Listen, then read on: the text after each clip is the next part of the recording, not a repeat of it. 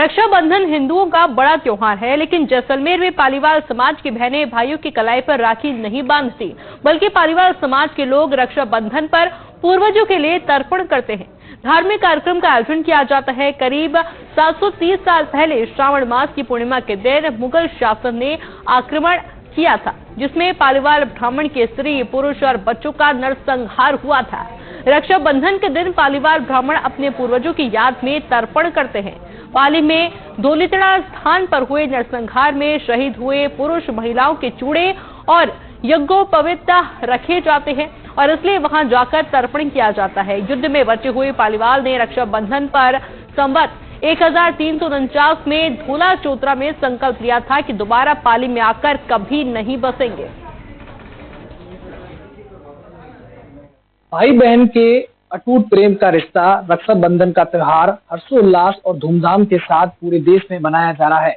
लेकिन राजस्थान के साथ साथ देश में एक ऐसा भी समाज है जो इस पर्व को नहीं मनाता है और अपने पूर्वजों की याद में तर्पण करते हैं और याद करते हैं अपने पूर्वजों को, क्योंकि ऐसी घटना घटित हुई थी। उसके बाद हर भाई की कलाई है वो सूनी रहती है। क्या घटना है, इसके बारे में हमारे साथ ऋषिदत्त जी पालीवाल हैं, उनसे पूछते हैं किस तरीके से ये घटना घटित हुई थी। क्योंकि देश भर में है, धूमधाम और हर्षोल्लास के साथ है, रक्षाबंधन का पर्व बनाया जा रहा है, लेकिन पालीवाल समाज इस दिन ये पर्व नहीं बनाता है।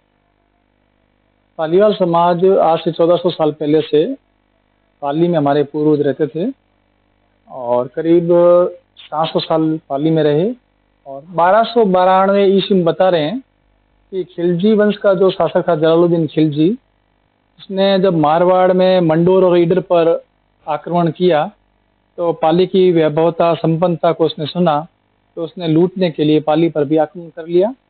और उस समय राठौड़ वंश का जो शासक था आस्थान, वो भी वीर गति को प्राप्त हुआ और श्रावणी पूर्णिमा के दिन ही पालीवाल समाज के लोग और जो ब्राह्मण होते हैं, सनातनी होते हैं, वो उपाकर्म क्रिया श्रावणी पूर्णिमा को करते हैं। तो वो ब्राह्मण भी तालाबों पर गए हुए थे, तो इसने जैसे ही अचानक आक्रमण किया पाली पर तो चारों अफरा तफरी मच गई और लूटपाट की। हजारों लोगों को इन खिलजी आक्रांताओं ने मारा, लूटा। हजारों लोग हमारे पूर्वज शहीद हो गए पूनम के दिन। तो स्वाभाविक है, जिस दिन लूटपाट या परिवार में एक छोटा सा त्यौहार होता है, उस दिन यदि कोई घर का मुखिया या कोई चला जाता है तो वो त्यौहार नहीं मनाते हैं।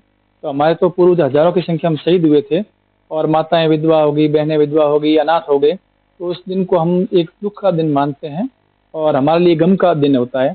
और करीब समझ लीजिए उस 700 साल हो गए, ज़्यादा हो गए, हम पालीवाल समाज के लोग कभी नहीं मनाते हैं और बहनों को भी ऐसा एहसास नहीं होता कि हमको राखी मनानी चाहिए, कि उनको पता है कि पूर्वजों का जो बलिदान दिवस है वो हमारे लिए कभी खुशी का दिन नहीं हो सकता। और इसके अल्टरनेट के रूप में हम भाई दूज को वापस ये राखी वगैरह बांधते हैं, मनाते हैं।